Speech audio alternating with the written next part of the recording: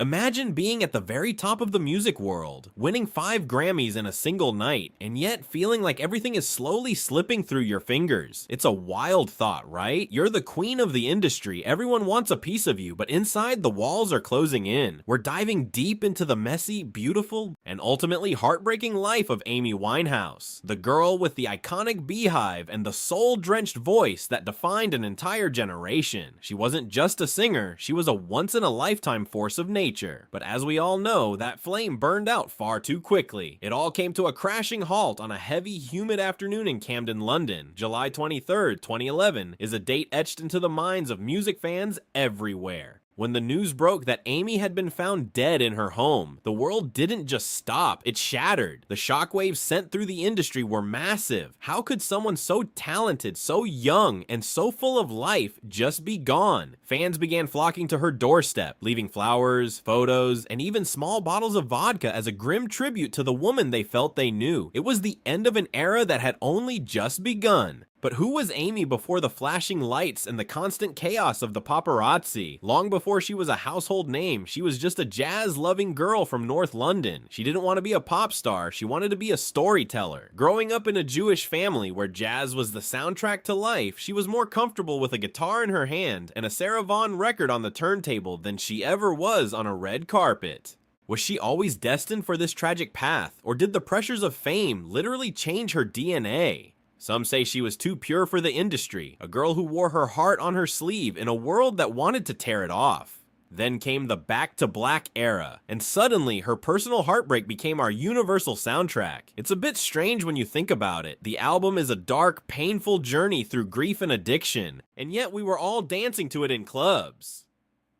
Was the record a desperate cry for help that we all just ignored because the beats were too good? It's a haunting realization. Amy took her deepest vulnerabilities and turned them into art, but at what cost? And let's talk about that look. The tattoos, the thick winged eyeliner, and that towering, gravity-defying hair. She created a global brand without even trying.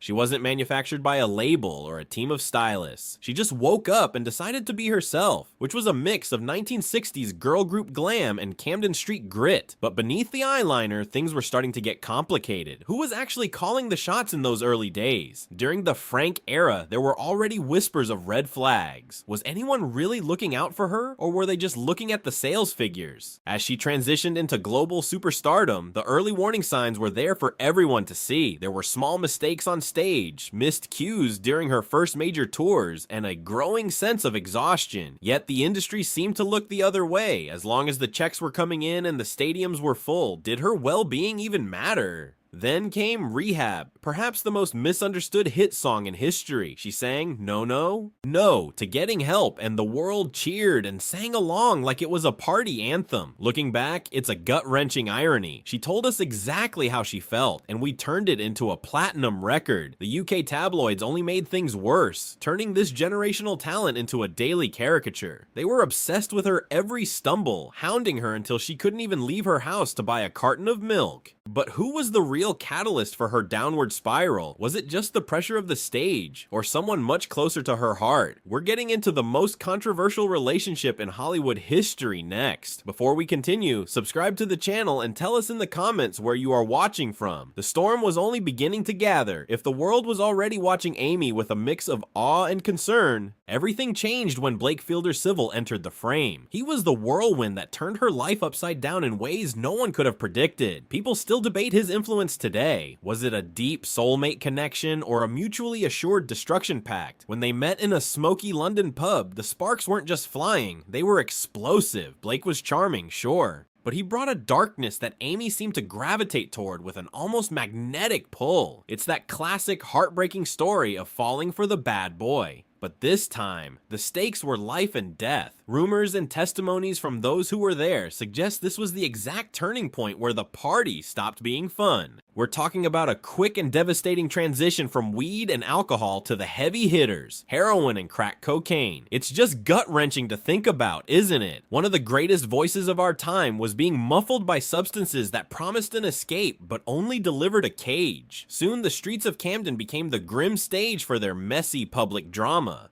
You've probably seen the photos, the ones that make your stomach churn even years later. They'd be spotted wandering the streets at 3 in the morning, looking completely disheveled and lost in their own world. There were reports of blood-stained shoes and intense screaming matches in the middle of the night that woke up the entire neighborhood. You really have to wonder, where were the people who were supposed to protect her?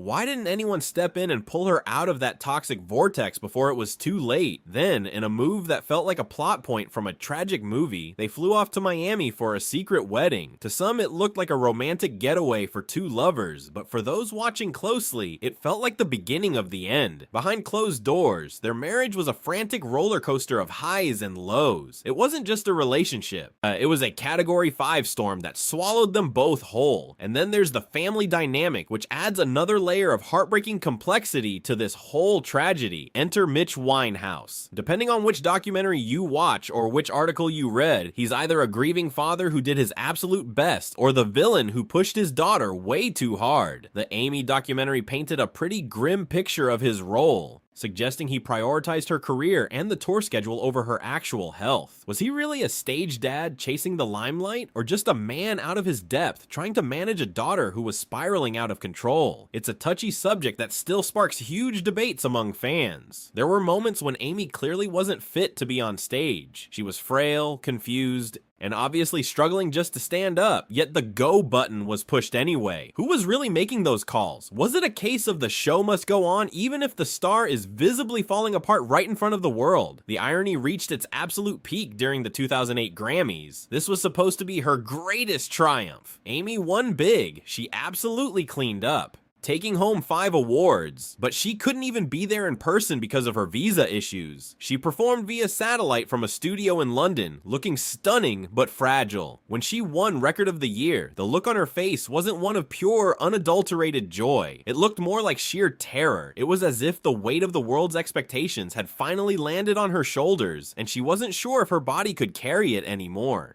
Meanwhile, the paparazzi paradox was reaching a breaking point. Photographers literally camped outside her house 24/7. Can you imagine that pressure? Every time she stepped out for a breath of air, dozens of cameras were shoved in her face, waiting for her to stumble. The constant flashing lights didn't illuminate her. They blinded her and drove her further into isolation. Fans watched her fade away in real time on the covers of gossip magazines. The shocking weight loss and the visible signs of her health decline were impossible to ignore. It was a slow-motion car crash that no one seemed able to stop. There were rumors of secret interventions and desperate attempts to get her clean, but why did they all fail? Was she truly unhelpable? Or was the circle of enablers around her just too strong? There were always people around, friends and hangers-on, who seemed to benefit from her chaotic lifestyle. Who was actually buying the supplies? Who was whispering in her ear that she was fine when she clearly was not? It's a dark web of influence that still leaves us with so many questions. Everything was building toward a breaking point. The tours, the drugs, and the relentless media scrutiny were all leading to one final, disastrous performance in Belgrade. What happened on that stage signaled the absolute end was near, and the details of those final hours are more chilling than you might think. June 18th, 2011, in Belgrade was supposed to be a triumphant return, but instead it became one of the most heartbreaking spectacles to ever be witnessed on a professional stage. Amy stood on that stage looking incredibly small, her signature beehive slightly tilted, appearing completely detached. She wasn't just tired, she was a ghost haunting her own body. She spent most of the set hugging her own arms, stumbling, and looking at her bandmates with pure confusion. She couldn't remember the lyrics to the songs that had defined a generation. When she tried to sing, that voice was reduced to a fragile, barely audible mumble that broke the hearts of everyone listening. The crowd didn't offer sympathy. They booed. It's a painful video to watch, capturing the exact moment a star realizes the light has finally burned out. That disastrous night led to the cancellation of her tour, and Amy retreated back to her house in Camden Home to hide away from the world. Fast forward to the final 24 hours of her life. It's July 22nd, 2011, and the house in Camden Square is eerily quiet. Amy was reportedly trying to stay sober, but the walls were closing in. She spent those last hours doing something deeply human yet tragic. She sat on her bed watching YouTube videos of her younger self. Can you imagine her sitting there, watching her younger self, full of life and jazz, and wondering where she went? She spoke to her doctor that evening, saying she didn't want to die. She had plans, yet the 3 empty vodka bottles found later told a different story. That night, Amy slipped into a deep sleep she would never wake up from. The next morning, the bodyguard went to check on her. He saw her lying on the bed and thought she was just sleeping in. But when he returned a few hours later and suddenly realized she hadn't moved an inch, the chilling silence finally registered. He quickly called for help, but it was far too late. The girl with the soul of 1,000 years had left us at just 27. Inside, a heavy stillness remained, while outside, a media frenzy erupted. Her death instantly solidified her spot in the haunting 27 Club, joining legends like Kurt Cobain and Janis Joplin. Is there a dark pattern to this age? Or is it just the tragic intersection of genius and fame? Amy's death felt like a foregone conclusion the world had been bracing for over a long period of time, yet was still unprepared to face. In the dawn of the viral era, reactions mixed, mourning with cruel memes. Did we fail her? We watched her struggle in high definition, treating her addiction like entertainment. It haunts the music industry still to this very day. The official inquest revealed she died from death by misadventure. Her blood alcohol level was lethal, causing her heart to simply stop. It wasn't a suicide, but the tragic accident of a body pushed to its limit. Blake Fielder Civil remains polarized and regretful, while Mitch Winehouse manages her legacy. Some see the posthumous Lioness album as a tribute, others see it as the industry profiting from her tragedy. But what if she had stayed in St. Lucia, far away from the toxic influence of London? Rumors of a third album still swirl. We'll never know what she could have become, but her influence is everywhere. From Adele to Lana Del Rey, she paved the way for a whole new generation of raw talent. However, looking at modern stars, have we truly learned anything? Was Amy a victim of her own heart, her inner circle, or a world that just wanted to watch a train wreck? She just wanted to be a jazz singer, but she became a legend. Rest in peace, Amy, the girl who sang with the wisdom of an old soul. What's your favorite song of hers that still stays with you? Please, let us know down in the comments.